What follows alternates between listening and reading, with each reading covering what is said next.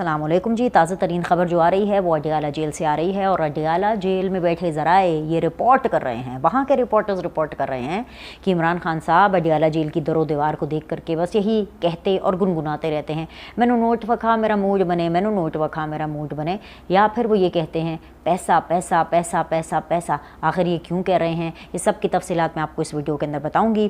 لیکن ساتھ ہی ساتھ اڈیالہ جیل سے ایک اور بھی لائیو رپورٹنگ ہو رہی ہے، اور وہ لائیو رپورٹنگ یہ کہتی ہے کہ اڈیالہ جیل اب جیل نہیں رہی، وہ تو کارٹون نیٹ ورک بن گیا ہے، کیونکہ وہاں سے ایسی ایسی خبریں نکل رہی ہیں کہ وہ جیسے بلاول نے اسمبلی کے فلور پہ کھڑے ہو کے کہا تھا کہ یہ تو کارٹون نیٹ ورک ہے، یہ کارٹونز ہیں، اور پھر اس کے بعد کہا کہ نہیں بھائی اس کو ایکسپنج کریں، اس کو ایکسپنج کریں. انہوں نے خوب شور مچایا پی ٹی آئی والوں نے، مطلب بیسیکلی سنی اتحاد والوں نے، اسمبلی کے اندر تو سنی اتحاد نا، تو اس کو ایکسپنج کیا گیا. لیکن وہ بات بلاول بھٹو کی بالکل ٹھیک تھی. اور کارٹون نیٹ ورک کیوں چل رہا ہے، یہ اس کی بھی تفصیلات میں آپ کو اب سے تھوڑی دیر میں بتاؤں گی. لیکن اس سے بھی پہلے، ان دونوں خبروں سے پہلے، وہ جو عمران خان صاحب کے بیسٹ فرینڈ ہے نا، بیسٹ فرینڈ، وہ بیچارے جو ہیں اپنے ٹویٹر اکاؤنٹ پہ، جن کا نام ہے جی شیخ رشید، جن کا جو جیل سسرال ہے، ہتھ کڑی ان کا گہنا ہوا کرتی تھی، چلوں پہ جایا کرتے تھے، اور وہ بھی چلے ہومیوپیتھک اد پچدے، نہ ان کا فائدہ نہ ان کا کوئی نقصان، نہ شیخ رشید کو ان کا فائدہ ہوا، نہ شیخ رشید کو ان کا نقصان ہوا، نہ شیخ رشید کی سیاست آگے بڑھ سکی، نہ شیخ رشید کی سیاست پیچھے ہو سکی.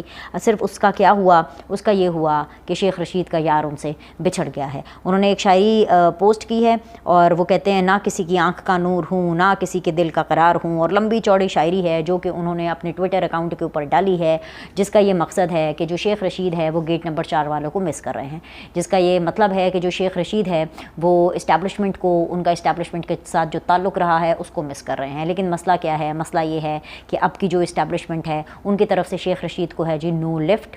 اب کی جو اسٹیبلشمنٹ ہے انہوں نے اپنا ٹیسٹ بدل لیا ہے، اور ان کا ٹیسٹ ذرا ہائی ہو گیا ہے، تو انہوں نے کہا sorry no to Sheikh Rashid صاحب.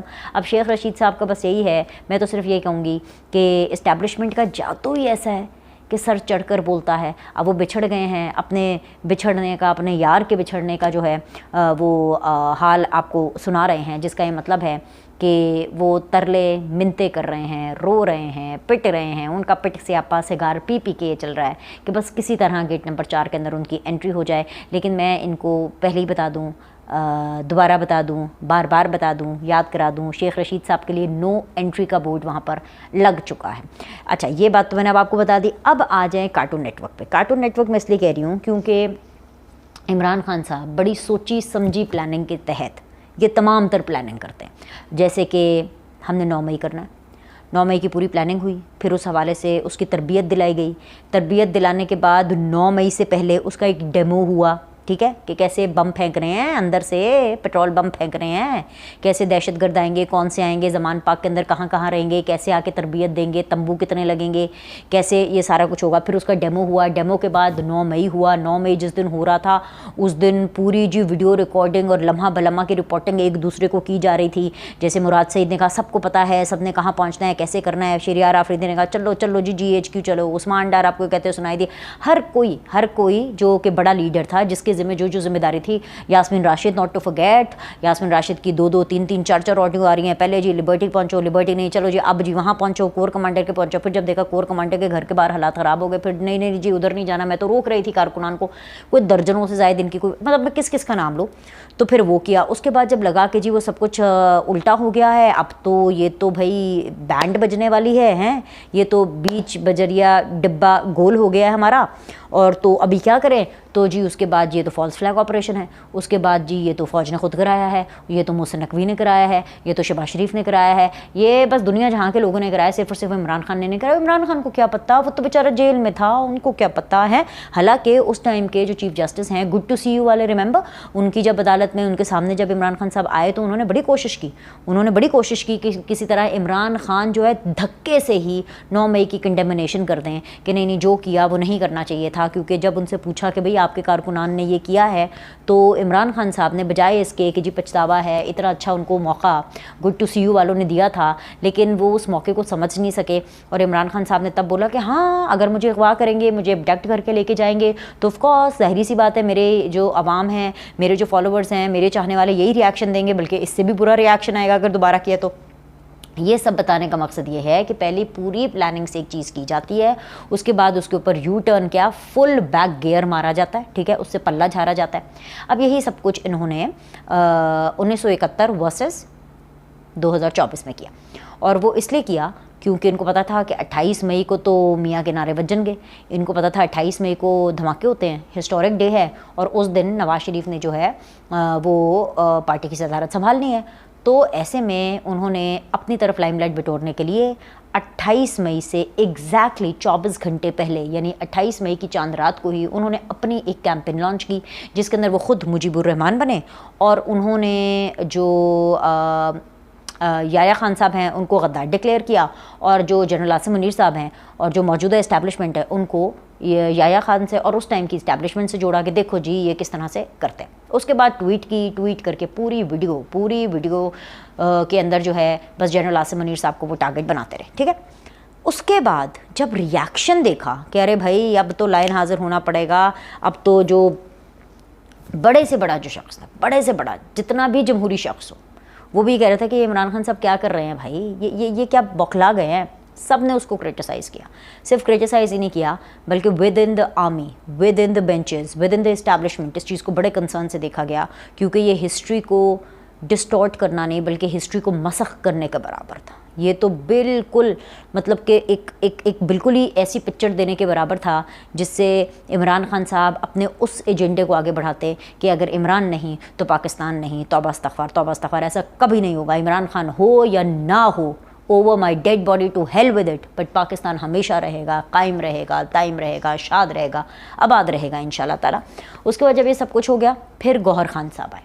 گوہر خان صاحب نے آ کے کہا 24 گھنٹے کے بعد گوہر خان صاحب آئے، انہوں نے کہا نہیں عمران خان صاحب کو تو پتہ ہی نہیں ہے، اور یہ جو ویڈیو اور جو ٹویٹ کیا گیا ہے اس کو اس کانٹیکس میں نہ دیکھا جائے کہ یہ کوئی اس کا کانٹیکس جو ہے وہ اسٹیبلشمنٹ سے ریلیٹڈ ہے، نہیں، اس کو سیاسی طور پہ دیکھا جائے کہ کس طرح سے مجیب الرحمان کو میجورٹی ملے تھی اور کس طرح سے جو ہے ان کو پھر حکومت نہیں بنانے دی گئی، تو اس کو لہٰذا سیاسی تناظر میں دیکھا جائے، اس کو اس تناظر میں نہ دیکھا جائے۔ اس کے بعد اب یہ کارٹون نیٹ ورک نہیں ہے تو آپ مجھے بتائیے، یہ رپورٹ ہو رہا ہے، یہ زبیر علی خان صاحب ہیں، انہوں نے باقاعدہ طور پر یہ ٹویٹ بھی کی ہے، یہ رپورٹ ہو رہا ہے، ہمیں بھی خیر اس طرح کی خبریں مل رہی تھیں، ظاہر سی بات ہے جو لوگ جاتے ہیں جن کا ایکسیس ہوتا ہے عمران خان صاحب سے، جن کا ایکسیس ہوتا ہے پی ٹی آئی کے بینچز سے، میرا تو ایکسیس عمران خان صاحب تک نہیں ہے، ہمیں تو بس ذرائع سے اور اندر کی خبریں ہمیں تب مل جاتی ہیں۔ اڈیالہ جیل سے بڑی خبر انہوں نے یہ دی ہے، جو کارٹون نیٹ ورک کی لائیو نشریات چل رہی ہے، وہ جو لائیو بتا رہا ہے کارٹون نیٹ ورک کی، وہ یہ بتاتی ہے کہ عمران خان بیرسٹر گوہر پر ہی برہم ہو گئے، کہتے تم نے یہ تیسری مرتبہ موقف سے پیچھے ہٹنے کی، تم تیسری مرتبہ موقف سے پیچھے ہٹ رہے ہو، وضاحتیں دینے کی ضرورت نہیں ہے، 9 مئی کے مظلوم ہم ہیں، عوام ہمارے ساتھ کھڑی ہے، اپنے موقف پر ڈٹ کر کھڑے رہا کرو۔ میں دیکھ رہا ہوں کہ پہلے بھی 2 بار ایسا ہوا ہے، عمران خان کا بیرسٹر گوہر سے بڑا ہی سخت قسم کا مکالمہ، اور جی عمران خان نے بیسیکلی بیرسٹر گوہر کی جو تردید تھی، عمران خان نے اس تردید کی تردید کر دی ہے نا، کچھ ہے نا، سمجھ میں آیا نا کہ ایسے ہی ہے، کیونکہ بیرسٹر گوہر کوئی ٹھنڈ پروگرام چاہتے تھے کہ معاملہ کس طرح رک جائے، پر عمران خان صاحب نے کہا کائے کا ٹھنڈ پروگرام، چل لو بھائی، ہیلو، کیوں موقف سے پیچھے ہٹ رہو؟